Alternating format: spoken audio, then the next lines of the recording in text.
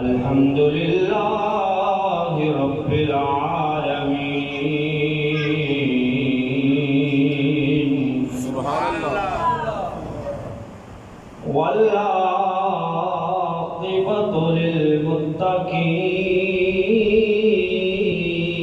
للمتقين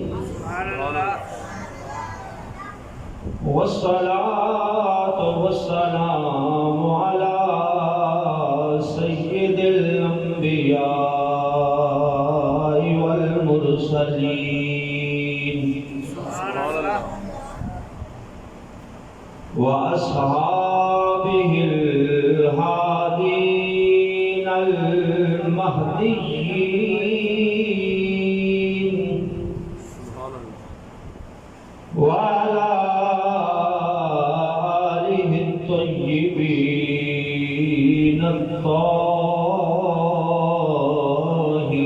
الطاهرين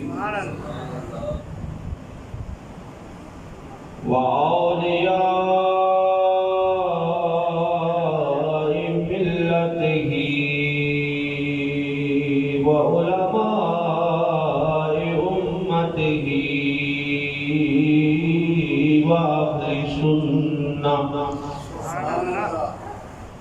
وأهل سنته أجمعين أما بعد فأعوذ بالله من الشيطان الرجيم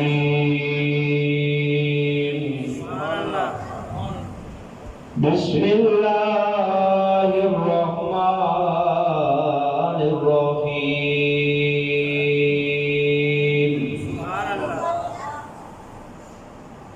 وأقيموا الصلاة وآتوا الزكاة واركعوا مع الراكعين آمنت بالله صدق الله مولانا العظيم وصدق رسوله النبي الكريم الأمين الصلاة والسلام عليك يا رسول الله وعلى آلك وأصحابك يا حبيب الله الصلاة والسلام عليك يا رحمة للعالمين وعلى آلك وأصحابك يا شفيع المذنبين مولاي صل وسلم دائما أبدا حبيبك خير الخلق كلهم مولاي صل وسلم دائما أبدا على حبيبك خير الخلق كلهم محمد سيد الكونين والثقلين محمد سيد الكونين والثقلين والفريقين من عرب ومن عجم مولاي صل دائما أبدا على حبيبك خير الخلق كلهم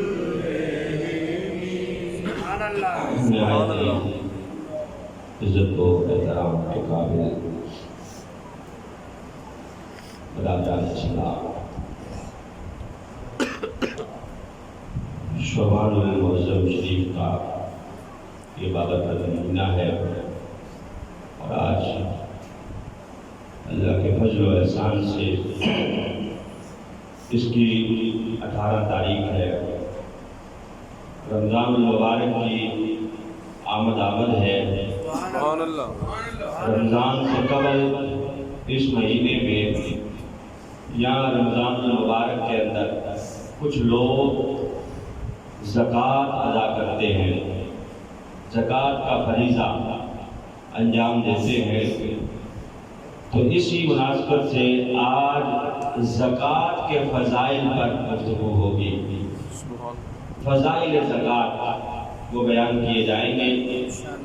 زکوٰۃ کے جو مسائل ہیں اور جو اس کا نصاب ہے، انشاءاللہ اس پر کسی اور نشست میں ہم ذکر کریں گے، لیکن آج صرف اس کے فضائل کے حوالے سے گفت و شنید ہوگی کہ اس کے فضائل کیا ہیں۔ نبی پاک صلی اللہ علیہ وسلم نے اپنی احادیث میں اور قرآن مجید قرآن رشید کے اندر اللہ رب العزت نے کتنا اس کی تاکید فرمائی ہے اور اس کے فضائل کو کس قدر بیان فرمایا ہے۔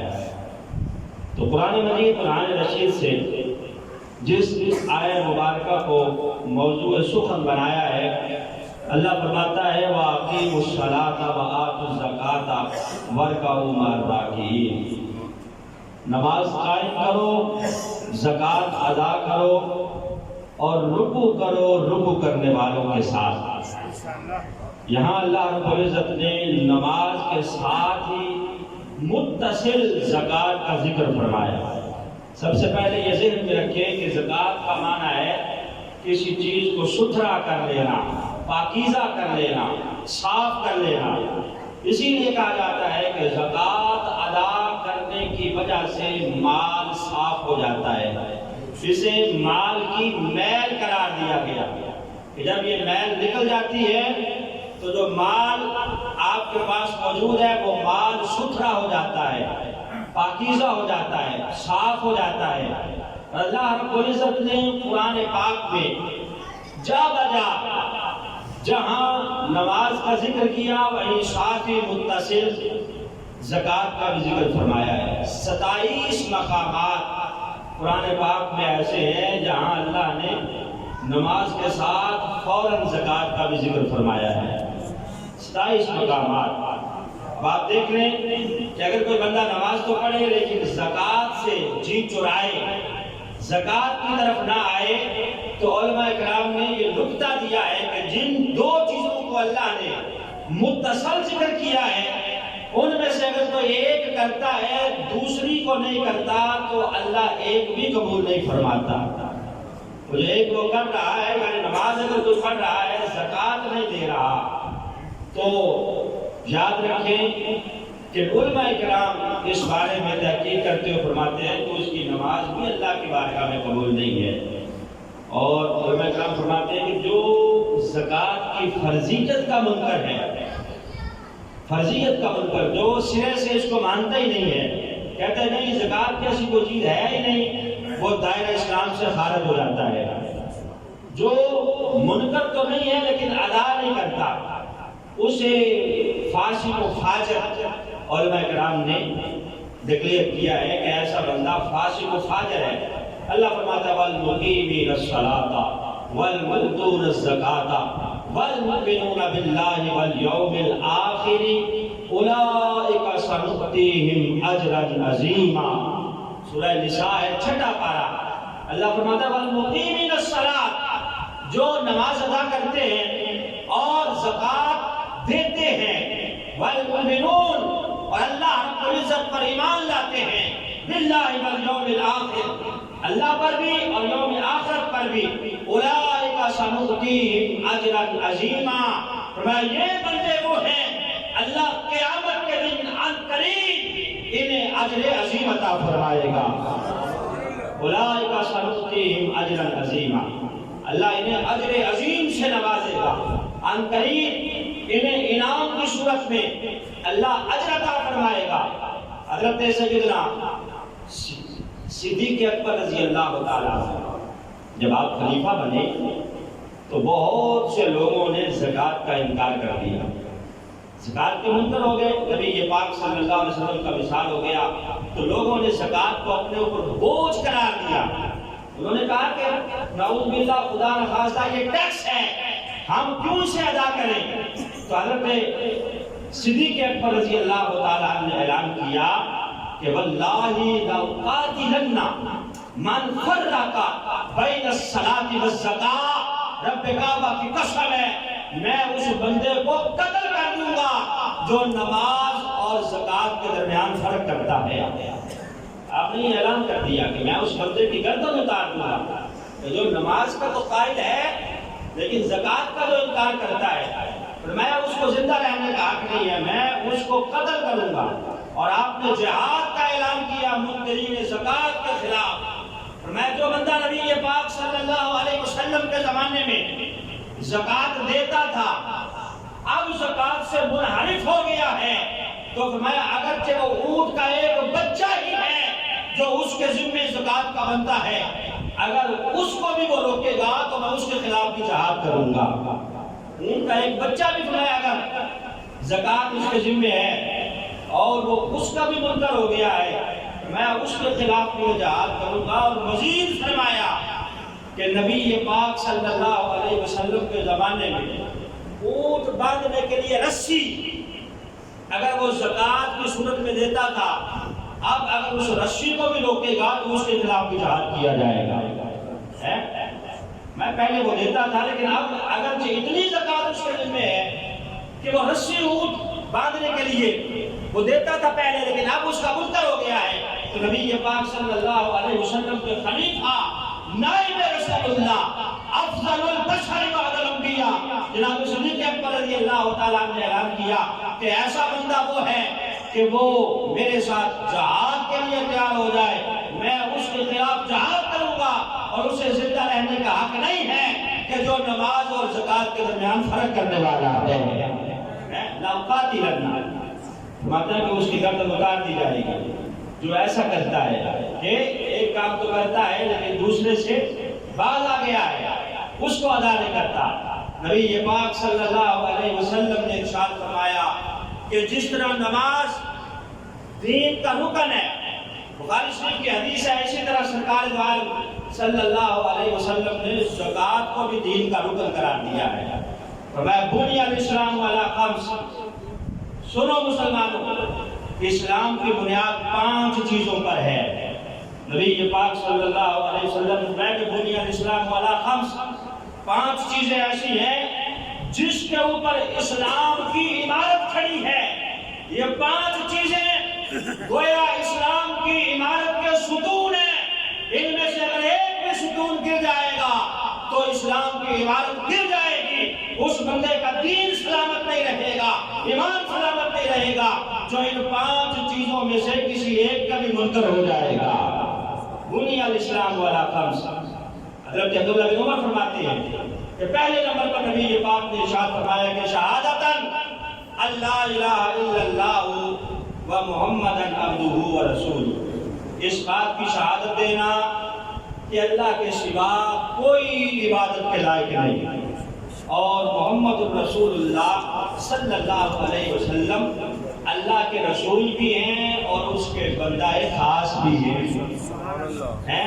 یہ پہلی چیز ہے کہ شہادت دینا، اللہ رب العزت کو وحدہ لا شریک ماننا اور نبی پاک صلی اللہ علیہ وسلم کو اس کا بندہ اور رسول ماننا۔ بندہ اگر نبی پاک صلی اللہ علیہ وسلم کو ہم مانیں گے تو عام بندوں جیسا نہیں، بندوں میں سے خاص بندہ، نبیوں میں نبی ایسے کہ ختم المرسلین ٹھہرے، حسینوں میں حسین ایسے کہ محبوب خدا ٹھہرے۔ یعنی اگر آپ بندہ ہیں لیکن بندہ ہم جیسا نہیں، بندہ وہ ہے کہ کوئی مثل مصطفیٰ کا کبھی تھا نہ ہے نہ ہوگا، کوئی مثل مصطفیٰ کا، مل کے پڑھے بھائی، کوئی مثل مصطفیٰ کا کبھی تھا نہ ہے نہ ہوگا کسی اور کا یہ رتبہ، کبھی تھا نہ ہے نہ ہوگا کوئی مثل مصطفیٰ کا۔ یعنی آپ کو اللہ کا رسول اور بندہ خاص ماننا، اور دوسرے نمبر پر جس پر اسلام کی عمارت کھڑی ہے فرمایا اقام الصلاۃ، نماز قائم کرنا، نماز پڑھنا، قائم کرنا۔ کچھ لوگ کہتے ہیں کہ قائم کرنے کا حکم ہے، پڑھنے کا حکم تو نہیں ہے۔ کہتے ہیں جو قرآن میں بھی اللہ نے قائم کرنے کا حکم دیا ہے، نبی یہ پاک نے بھی قائم کرنے کا کہا ہے، تو ہم دل ہی دل میں قائم کر لیتے ہیں۔ ایسے بندوں سے کہا کرو کہ جب تم مر جاؤ گے تو نماز جنازہ کے لیے بھی وصیت کر جانا کہ پڑھنے کی ضرورت نہیں ہے، دل میں ہی قائم کر لینا ہے۔ تو پھر وہاں بھی نماز جنازہ بھی پڑھنے کی ضرورت نہیں ہے، دل ہی دل میں گھر بیٹھ کے قائم کر لیں گے۔ تو قائم کرنے کا مطلب یہ ہے کہ نماز کو اس کے جملہ حقوق کے ساتھ، جملہ جو نبی پاک صلی اللہ علیہ وسلم نے فرائض بتائے ہیں، جو سنن ہے، پورا خشوع و خضوع کے ساتھ نماز پڑھنا، اسے کہتے ہیں نماز قائم کرنا۔ تو یہ دوسرا رکن ہے اسلام کا۔ اور تیسرے نمبر پر فرمایا اقام الصلاۃ، ایتاء الزکاۃ، دوسرے نمبر پر اقام الصلاۃ اور تیسرے نمبر پر ایتاء الزکاۃ، زکات ادا کرنا، وحج البیت چوتھے نمبر پر، اور پانچویں نمبر پر بصوم رمضان، اور رمضان المبارک کے روزے رکھنا۔ یعنی یہ پانچ چیزیں نبی پاک صلی اللہ علیہ وسلم نے فرمایا کہ اسلام کے اراکین ہیں، رکن ہے۔ اللہ کی شہادت دینا، نبی پاک کو اس کا رسول اور بندہ خاص ماننا، دوسرے نمبر پر نماز پڑھنا، تیسرے نمبر پر زکات دینا، چوتھے نمبر پر حج بیت اللہ، اور پانچویں نمبر پر رمضان المبارک کے روزے رکھنا۔ آگے آ رہا رمضان المبارک انشاءاللہ، روزے بھی ہم رکھیں گے۔ جو زکات کا جہاں تک تعلق ہے، یہ وہ فریضہ ہے کہ جس کو نبی پاک صلی اللہ علیہ وسلم کی حدیث میں ترتیب کے طور پر تیسرے نمبر پر رکھا گیا ہے، تیسرے نمبر پر۔ اور قرآن پاک میں اللہ رب العزت نے ارشاد فرمایا سورہ مزمل میں، وَأَقَامُوا الصَّلَاةَ وَآتُوا الزَّكَاةَ وَأَقْرِضُوا اللَّهَ قَرْضًا حَسَنًا وَمَا تُقَدِّمُوا لِأَنفُسِكُم مِّنْ خَيْرٍ تَجِدُوهُ عند اللہ هو خیرا واعظم اجرا واستغفر اللہ ان اللہ غفور الرحیم۔ میں جو نماز پڑھتے ہیں اور زکات دیتے ہیں، وَأَقْرِضُ اللَّهَ قَرْضًا حَسَنًا، جو زکات دیتے ہیں یہ وہ لوگ ہیں جو اللہ کو قرض حسنہ دیتے ہیں، اللہ کو قرض دیتے ہیں۔ اب اللہ رب العزت ہر چیز سے پاک ہے، اللہ رب العزت کو کسی کی ضرورت نہیں ہے، وہ محتاج نہیں ہے، پھر بھی فرماتا ہے کہ نماز پڑھو اور زکات کی صورت میں مجھے قرض حسنہ دو، قرض دو مجھے، وَأَقْرِضُ اللَّهَ قَرْضًا حَسَنًا۔ اللہ رب العزت نے یہ کیوں فرمایا؟ حالانکہ اللہ تو قرض لینے سے پاک ہے۔ تو مفسرین نے لکھا ہے کہ بندہ جب اللہ کی مخلوق کو زکات دیتا ہے، اس کی مدد کرتا ہے، مخلوق الحال لوگوں کا ہاتھ پکڑتا ہے، انہیں زکات کی صورت میں مدد کرتا ہے، تو گویا یہ بندہ ایسا ہی ہے جس طرح خود اللہ کو قرض دے رہا ہے۔ یہ قرض دیتا تو بندوں کو ہے، لیکن واپس اللہ اسے لوٹائے گا۔ لوٹائے گا بھی کس طرح؟ دگنا کر کے، 7 گنا بڑھا کے اللہ اس قرض کو واپس کرے گا۔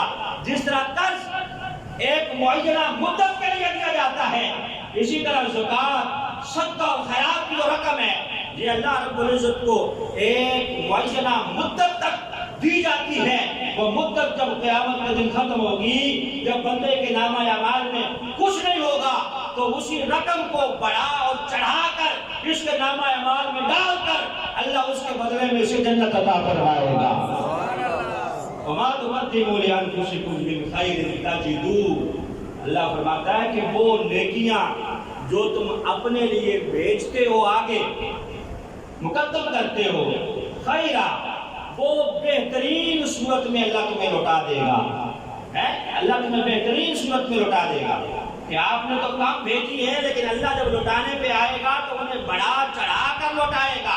تو موجودہ محترم شامل حضرات، زکوٰۃ کے حوالے سے اور دیگر صدقات کے حوالے سے نبی پاک صلی اللہ علیہ وسلم کی احادیث موجود ہے۔ سرکار دو عالم صلی اللہ علیہ وسلم فرماتے ہیں کہ جو بندہ زکوٰۃ دیتا ہے، زکوٰۃ دینے کی وجہ سے اس کے مال کا شر اللہ دور فرما دیتا ہے۔ مال کے اوپر اگر کوئی شر ہے، یعنی اگر کوئی خطرہ ہے اس کے ڈوبنے کا یا دیگر جو معاملات ہیں، نبی یہ پاک فرماتے ہیں کہ زکوٰۃ کی وجہ سے اللہ انہیں دور فرما دیتا ہے۔ صحابہ اکرام تشریف فرما ہیں، نبی یہ پاک صلی اللہ علیہ وسلم سابقہ امتوں میں سے 3 بندوں کا ذکر فرما رہے ہیں۔ بخاری شریف کے اندر یہ حدیث موجود ہے۔ نبی یہ پاک فرماتے ہیں کہ بنی اسرائیل کا زمانہ تھا، 3 بندے ایسے تھے۔ ایک بندہ ابرص تھا، ابرص سے مراد ہے کہ کوڑی تھا، اس کے جسم پر کوڑ کی بیماری تھی۔ دوسرا فرمایا اقرا تھا، یعنی سر کے اوپر اس کے بال نہیں تھے، پورے کا پورا سر اس کا گنجا تھا، ایک بھی بال نہیں تھا۔ تیسرے نمبر پر نبی یہ پاک صلی اللہ علیہ وسلم فرماتے ہیں کہ تیسرا جو بندہ تھا الاعمى، وہ دونوں آنکھوں سے نابینا تھا، دونوں اس کی آنکھیں نہیں تھیں۔ اب یہ نبی یہ پاک صلی اللہ علیہ وسلم کی حدیث ہے اور بخاری کے اندر موجود ہے۔ فقط کوئی قصہ یا کہانی نہیں ہے، توجہ کے ساتھ اسے سماعت کرنا کہ جو لوگ اپنے مال کے اوپر سانپ بن کے بیٹھ جاتے ہیں ان کا حال کیا ہوتا ہے، اور جو اللہ کی رضا کے لیے خرچ کرتے ہیں اللہ ان سے کتنا خوش ہوتا ہے۔ نبی یہ پاک فرماتے ہیں کہ ان تینوں بندوں کو اللہ رب العزت نے آزمانا چاہا۔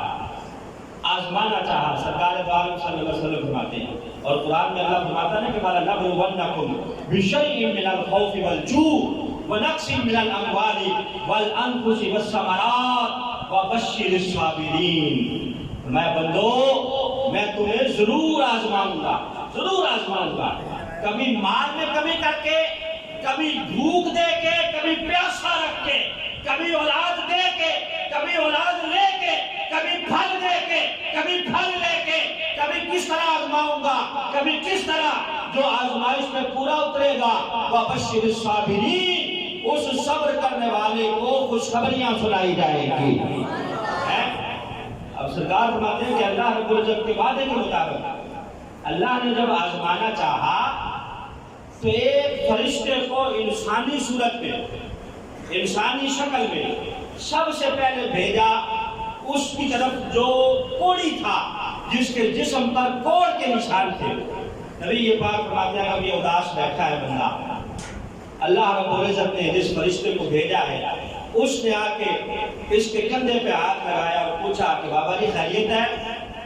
پریشان کیوں بیٹھے ہو؟ کیوں اتنے پریشان ہو؟ وہ کہنے لگا کہ کیا بتاؤں، پورا جسم کوڑ کی بیماری سے بھرا ہوا ہے، کوئی منہ نہیں لگاتا، جس کے پاس بیٹھتا ہوں وہ اٹھ کے چلا جاتا ہے، جس برتن میں میں کھاتا اور پیتا ہوں اس میں کوئی اور کھانا پسند نہیں کرتا ہے، حقارت کی نظر سے مجھے لوگ دیکھتے ہیں، پریشانی بڑی ہے، تم نے پوچھ ہی لیا ہے تو اب پوچھو اور میں بتاتا جاتا ہوں کہ یہ معاملات ہیں، اتنے مسائل اور اتنی پریشانیاں ہیں۔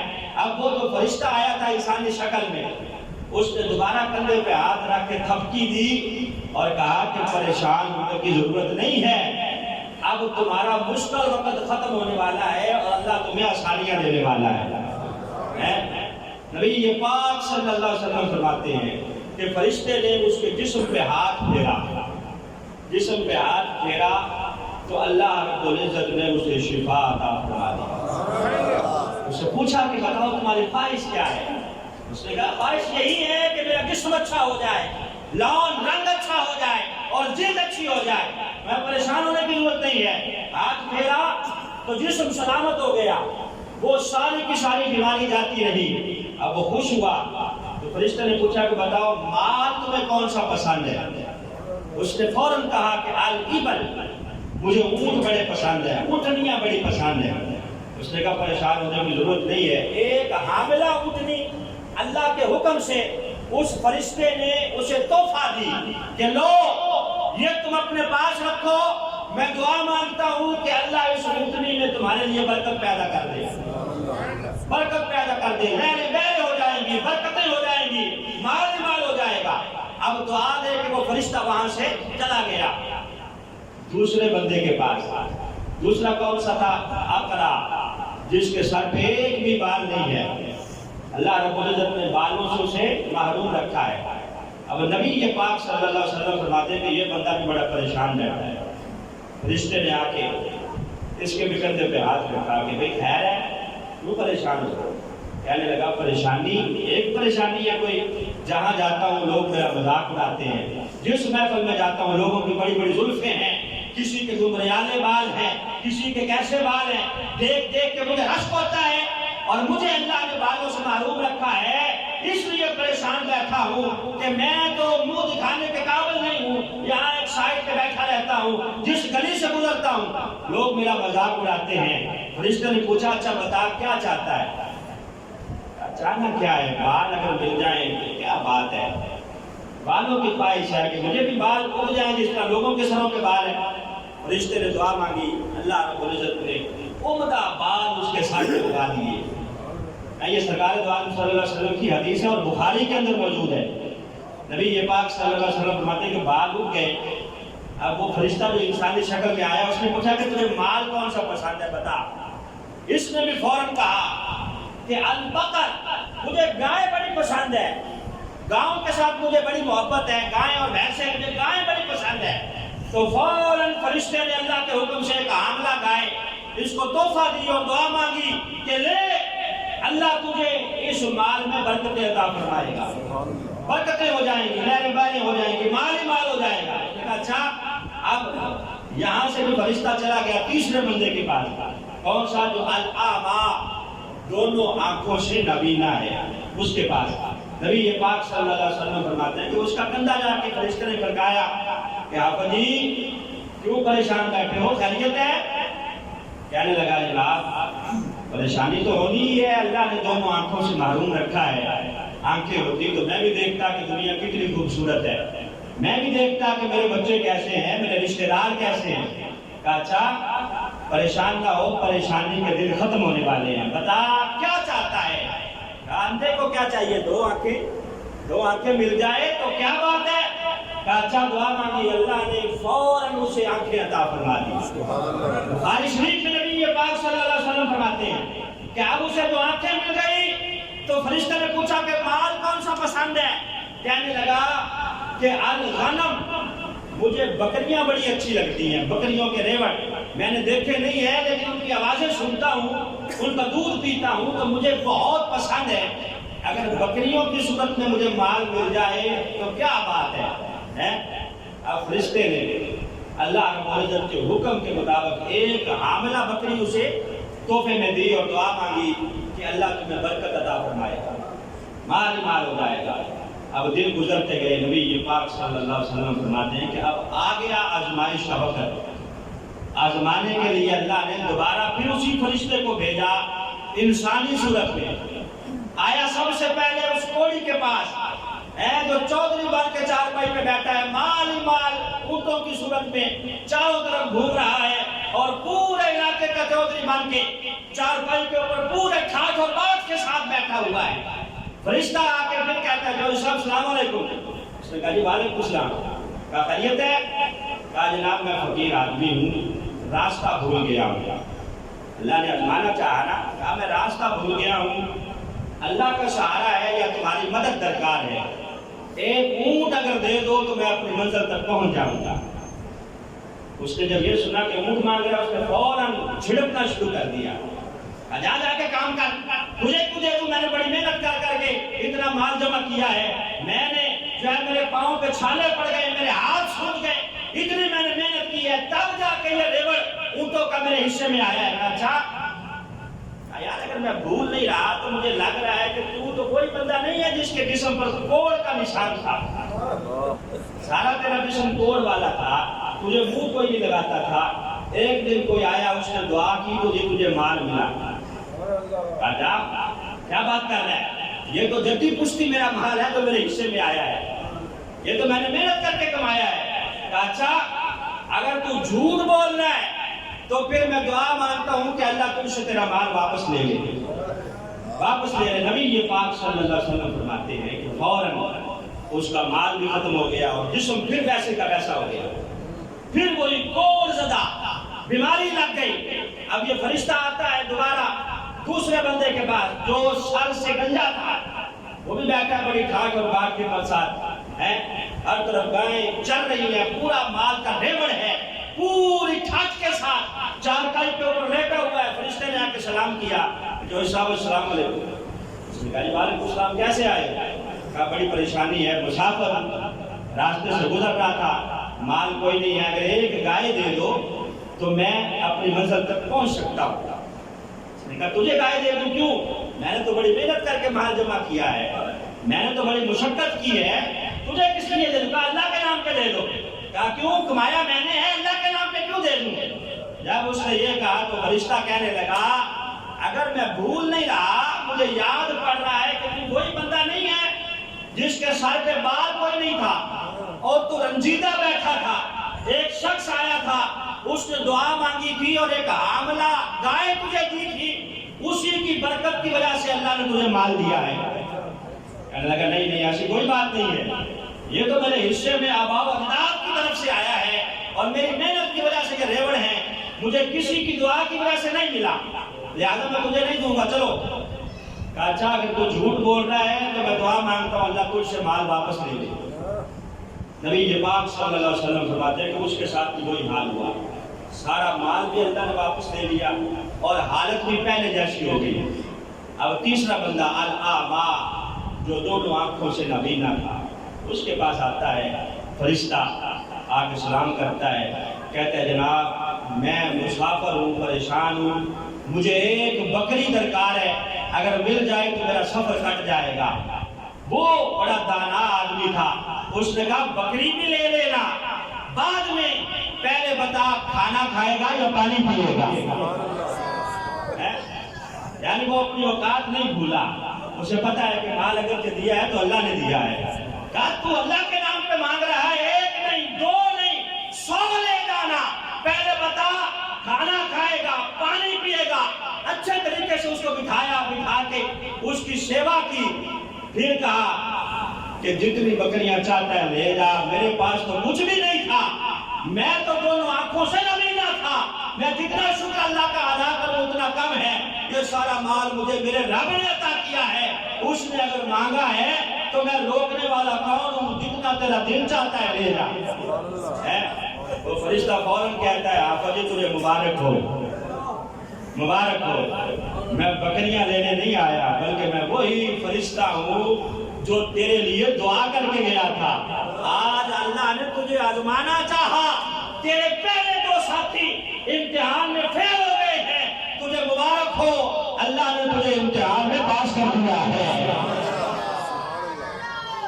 اللہ رب العزت مال دیتا بھی ہے اور پھر لے کے آزماتا بھی ہے.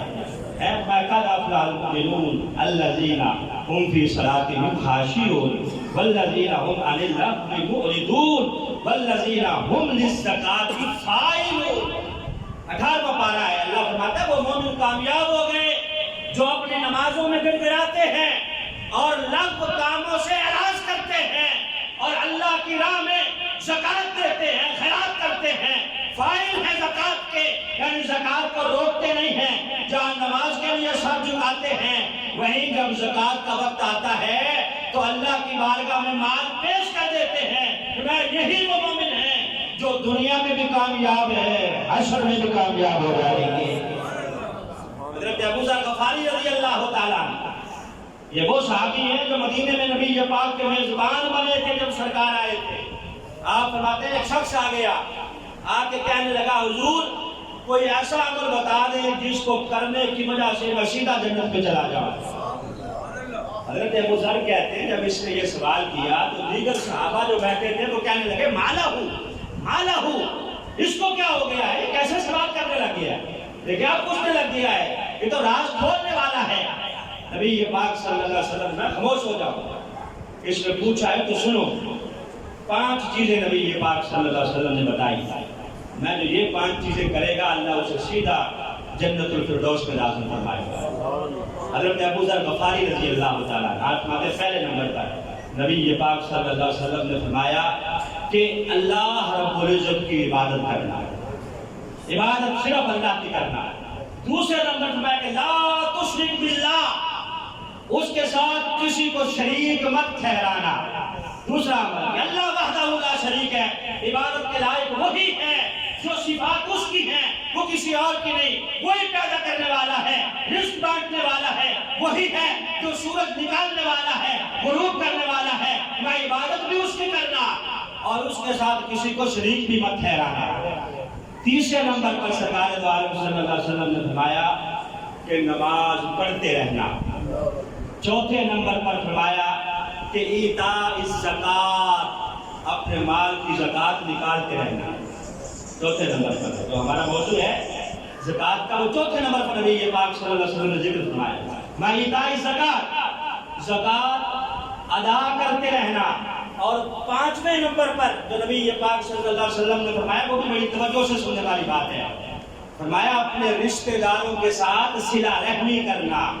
صلہ رحمی یہ نہیں ہے کہ رشتہ داروں سے کٹ کے بندہ مسجد میں بیٹھ کے اللہ اللہ کرتا رہے، تسبیح پھیرتا رہے، نوافل پڑھتا رہے اور پوچھا جائے کہ یار تمہارے چچا کا کیا حال ہے، کہ دفعہ مار یار اس کو وہ تو ہے ایسا ایسا ہے، یا اپنے بھائی کے ساتھ قطع تعلقی کر کے یا کسی دوسرے رشتہ دار کے ساتھ روٹ کر اگر فقط مسجد میں بیٹھ گیا ہے اللہ اللہ کر رہا ہے تو فرمایا نہیں، جنت نہیں ملے گی، تب ملے گی۔ نبی پاک نے فرمایا کہ جب چار چیزوں کے ساتھ ساتھ رشتہ داروں کے ساتھ بھی حسن سلوک کرنے والا ہے، فرمایا قیامت کے دن ایسے بندے کو روکے گا کوئی نہیں، اللہ سیدھا اسے جنت میں جگہ عطا فرمائے گا۔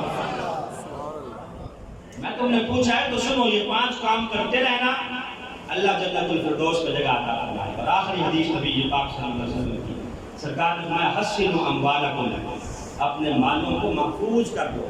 کس کے ساتھ؟ بالزکات، زکات کے ساتھ۔ نبی پاک فرماتے ہیں اگر کسی کا مال سمندر میں غرق ہو جائے یا خشکی کے اوپر اس کا مال لٹ جائے، سمجھو کہ اس نے مال کی زکات ادا نہیں کی۔ نبی یہ بات فرماتے ہیں کہ حسنوا اموالکم بالزکات، اپنے مالوں کو کلوں میں بند کر لو زکات ادا کرنے کی وجہ سے۔ فرمایا سکوٹی گارڈ رکھنے کی ضرورت نہیں ہے، اگر زکات نکالتے رہو گے تو مال کی حفاظت اللہ فرماتا ہے میں خود کروں گا۔ نبی یہ پاک کی حدیث پہ یقین ہے کہ نہیں؟ یقین ہے نا؟ ہمیں اپنی زندگی پہ اتنا بھروسہ نہیں ہے جتنا سرکار کے فرمان پہ بھروسہ ہے، ہمیں اپنے دونوں ہاتھوں پہ اتنا بھروسہ نہیں ہے جتنا نبی پاک کے فرمان پہ بھروسہ ہے۔ فرمایا جو بندہ زکات دے دیتا ہے سمجھو اس کا مال محفوظ ہو جاتا ہے، اب اسے کسی قسم کی ٹینشن کی ضرورت نہیں ہے، وہ مال اللہ کی حفاظت میں آ گیا ہے، اس نے کلوں میں بند کر لیا ہے۔ میں جب بھی مال اس کا غرق ہوتا ہے زکات کی عدم ادائیگی کی وجہ سے ہوتا ہے، میں زکات ادا کرنے کی وجہ سے اللہ راضی بھی ہو جاتا ہے اور تمہارے مال کا محافظ بھی بن جاتا ہے۔ اللہ ہمیں عمل کی توفیق عطا فرمائے۔ الحمدللہ۔